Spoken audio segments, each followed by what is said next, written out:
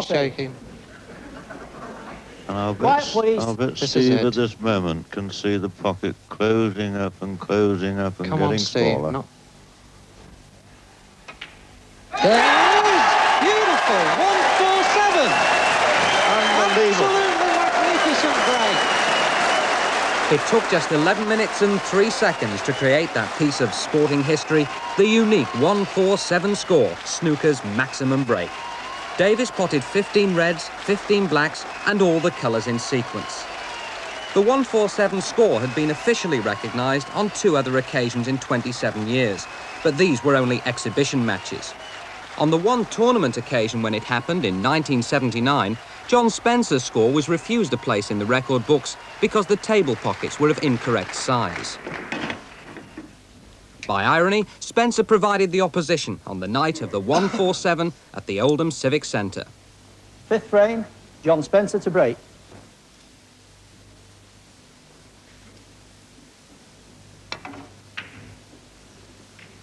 Well, very similar break to John's first effort in this match. Again, catching the reds a little bit too thickly, running into the jaws of the corner pocket. And the match at a very interesting stage. 2 frames all, best of 9 frames.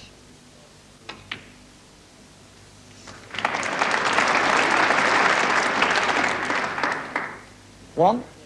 And Steve Davis knocks in the initial red in this frame. Nicely on the black. And quite a few reds split out of the pack already, so chance of a 8. reasonable start for Steve here.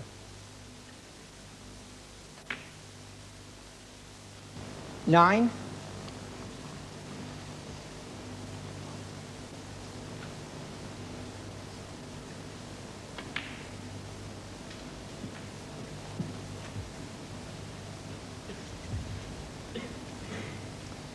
16.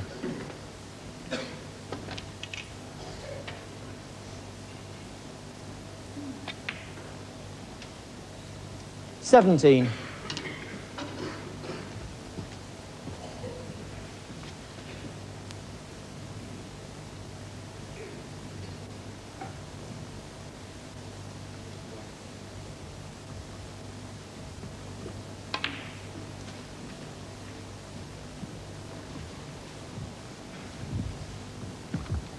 24. Steve leaving himself an angle to go into the reds here and open them up.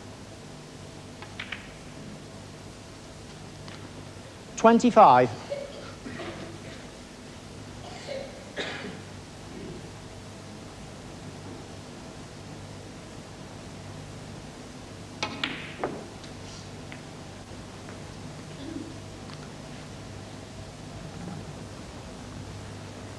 And you can't do much better 32. than that. 4 reds, 4 blacks. But a little bit out of position now. Be thinking in terms now of sending that cue ball down to the balk end, I would think. I think there's a red there that he can pot.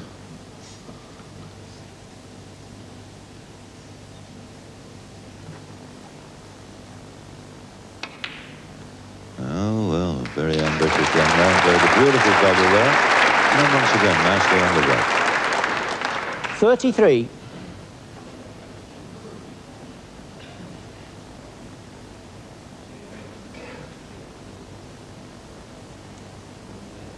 Plenty of angle on this to do almost anything he wants with the cue ball. Into the reds. Open them out as much as possible. 40.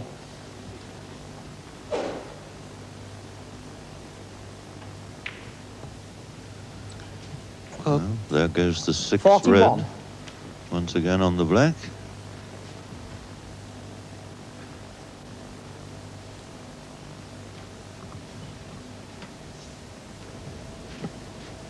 Steve's taken all blacks with the first 5 reds. Could possibly be thinking of this, winning this Lada car with a 147 break.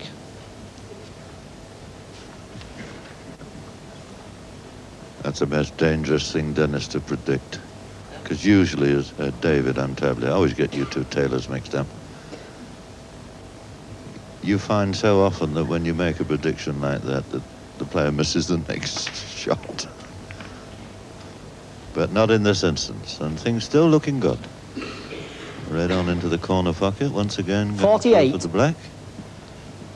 6/8 to 48 at the moment.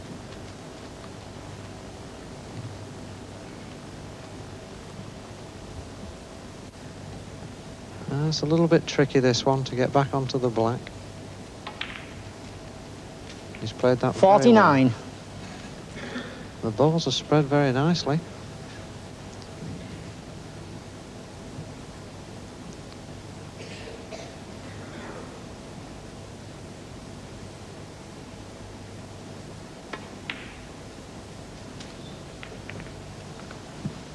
And I think Steve has really got this 147 in mind. Playing this with a lot of side. Come back for black. 57. It's quite easy to get onto the pink then, so I'm pretty sure that he's going for this.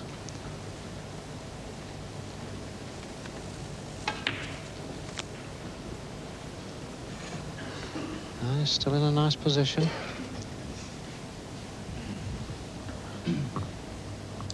He's a 64. tall young man, but I doubt that he can reach over to get it there. Must have the long stuff here. A little bit awkward implement to use, but it's not a difficult putt. It shouldn't create too much of a problem for him.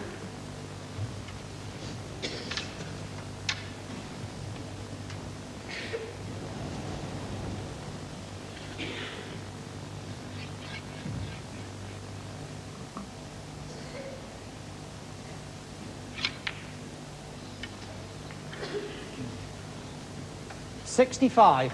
Well, he's got a nice angle on the black here to run it through and get onto the red near the pink.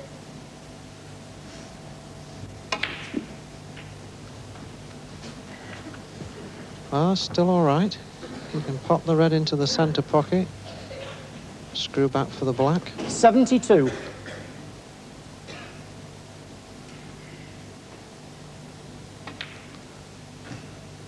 Ah, he's played that 73. perfect.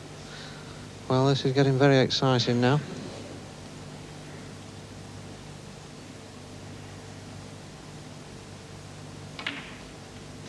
Well, I don't know about Steve, but I'm getting nervous. 80. And I would think possibly, David, the promoters are as well.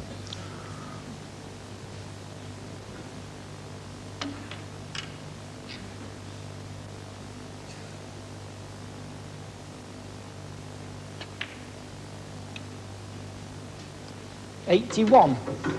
And that was an excellent shot. Again, he's got a perfect angle.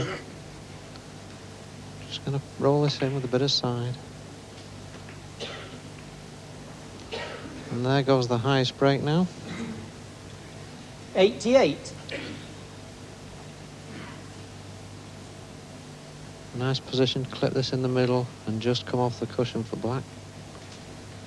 89. Well, a little bit straight on that. We'll have to see a bit of a deep screw here.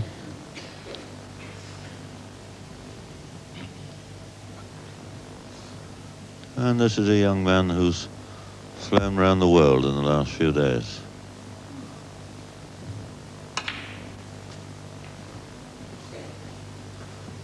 Red into the middle. Again, 96. good angle to screw back for the black.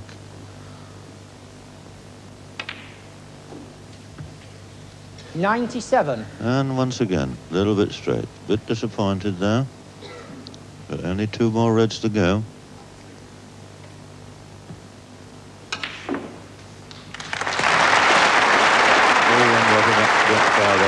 A lot of left-hand side on that.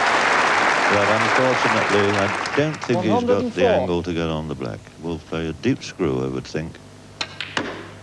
And that's fair enough. 105. What a magnificent break this is. This is very exciting.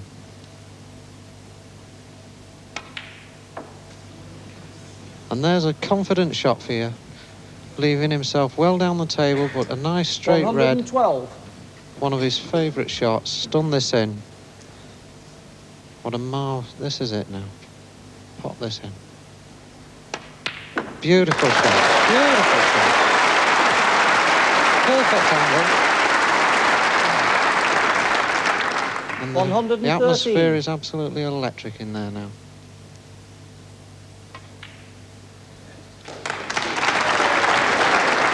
Well, as if this young man hasn't made enough history in the last 12 months. 120. Here again, we might see the first legitimate 147 break ever to be made on television. 122. All the colours on the spots.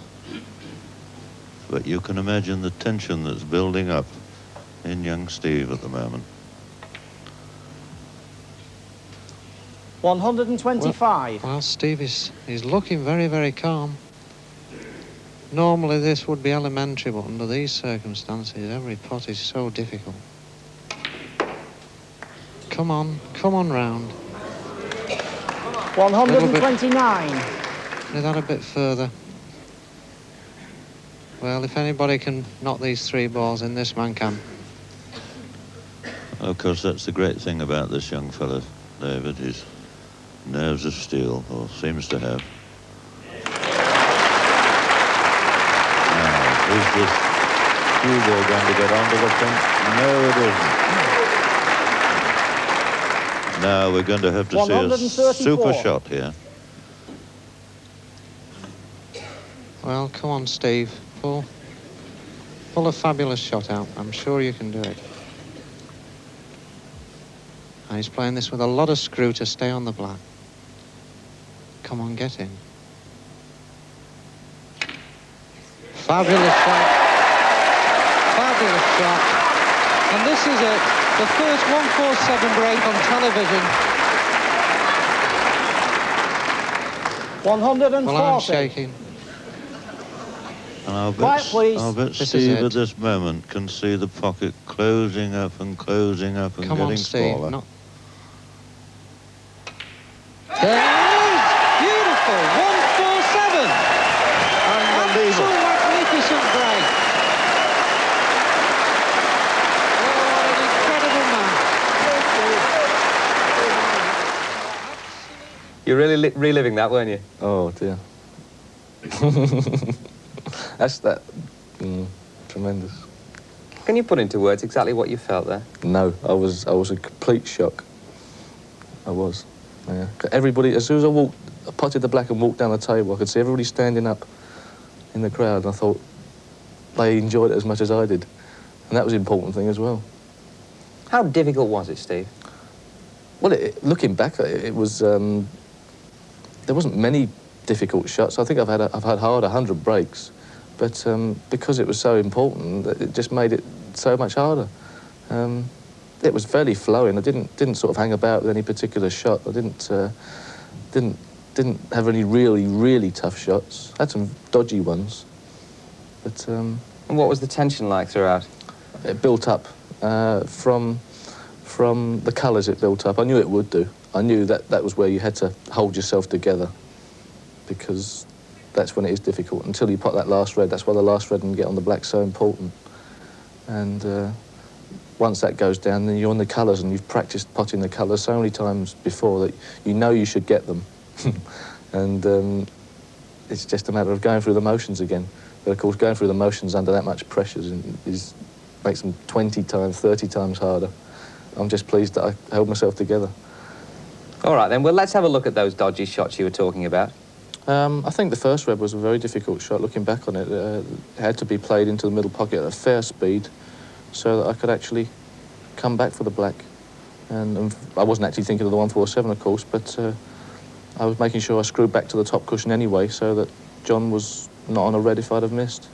As you see, it hit the top jaw just before it went in, but I'd hit it hard enough to screw back, but not firm enough for it to jump out of the pocket. And perfect on the black in just an angle to get on the next red. So when were you next in difficulty? My next difficult shot came when I was on 25. The black itself wasn't a particularly hard shot. I was a bit closer to the cushion than I would have liked.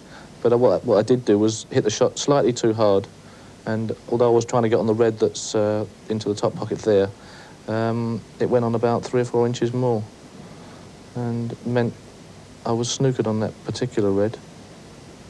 Now, of course, I'm looking around for another red. There's no reds that go. Bit annoyed. I saw the double. The double was always on for across the table. Also, the fact that I was going to play the white ball down towards the black again, safety in mind as well, made it a percentage shot that was in my favour. I could have played safe, but there was a chance, and it was worth going for because of the safety element as well. It went.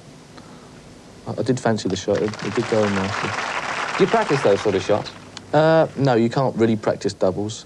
You play doubles better on certain tables than others, and I think I proved during the week that I was playing the doubles fairly well and working the angles out on the cushions. Some cushions seem to suit you and other sets of cushions don't. I think that's probably down to the table you started playing on the most, and probably the table that you learnt on is the one that you always remember the doubles from. So this probably is the same angles as my table. All the cushion angles vary from table to table in that they come off at different angles. Strange, really. Makes it a more interesting game when a different table has to be played different. It's more like a golf course sometimes. My next difficult shot came after I'd potted the black for 104. Of course, the crowd always back on 100 break, even though they still knew what was going on. 147 was more important. I was very awkward here. I was dead straight on the red, and I had to screw back to where my bridge is, and also put lots of right-hand side to get back on the black. And I didn't hit the ball as well as I would have liked, which was probably down to the pressure was getting to me. I did well to screw it back, actually. I left the shot in an awkward position. I had to pot the black and send the white ball well down the table to get on the last red. And it was at this stage that the crowd really were getting on their toes, weren't they? Yeah, you can feel the buzz in the audience, and it's a great feeling to get them in that position, but of course it's for your benefit as well, and I think that it fires you as well. I've never got so close before, as I was saying before, in a match, and it's really exciting. You can feel everybody was quiet during the shot, but once you potted the ball, they sort of relieve their tension as well. Well, this was a big pressure ball. It was the last red, and also I knew if I'd played the shot properly and got position on the black, the 147 was a definite chance, not just a building up to it. And of course, I think the crowd knew as well, because there was a lot of people in the audience really cheered at that particular shot, and they knew how important the last red was going to be, because I was a long way away from it. Did that take a bit of the pressure off you, or did it increase it? I increased it. It was. I think I was more scared. The closer you get, it's a strange thing. Anything like successful, you can be frightened of sometimes, in a way. But when I potted it, the fact that I was now expected to do it made it probably worse. Until I potted that red, it wasn't a certainty, and I could have been excused for missing any of them. And it's probably easier to be excused for missing something than to actually get it. But I went for it with everything I had, that red. I had a little bit of bad luck here. I was feeling the pressure a lot, and I didn't strike the white ball as nicely as I would have. I think I hit it a bit too near the centre. I was playing a strong run-through shot and hit the white ball on the top. And to make things worse, I think I got a little bit of a kick. As you can see now with this shot, the white ball, when it hits the brown, it jumps up in the air. But I think it was due to the fact, not only did it happen, but I think I struck the white ball a bit low and made the white ball bounce as well. And left myself well short on the blue, and this was the pressure ball, because from after playing the brown, I went against. I wasn't the favourite for the 147 anymore. And this was a difficult shot. I had to send the white ball round of 3 cushions to get out for the pink. Very relieved to see that going. I think the crowd were a bit anxious as well, weren't they? That's right, because I'd messed up the position. They all knew it, and there was a lot of oohs and no knows, and that was very difficult. This is the next shot, of course. This is a very difficult shot as well. And if I play this shot right, the 147's is a formality if I can get on the black at all. But of course, I was very, very short. It was a very thin cut. I had to screw it with lots of screw and a bit of right-hand side to keep the white ball in the top half of the table. But it's a shot I fancy playing well. And there wasn't too much room for actual sort of twitching the cue, because the ball and the pink were very close together. And then it was just that very easy black. Well, Might have been a bit difficult, but... 140. Well, I'm shaking. And I'll Quiet, please. This is Steve it. at this moment can see the pocket closing up and closing up and Come getting on, Steve. smaller. Not... There it is! Beautiful! 147! Absolutely magnificent break. Oh, what an incredible man. Absolutely fantastic.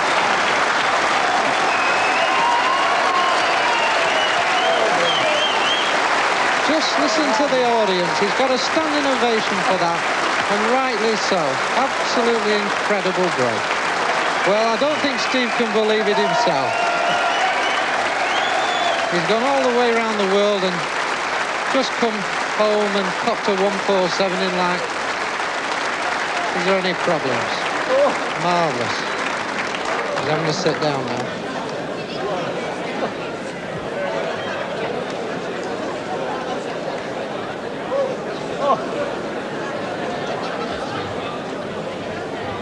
Well, there's a very happy and excited young man.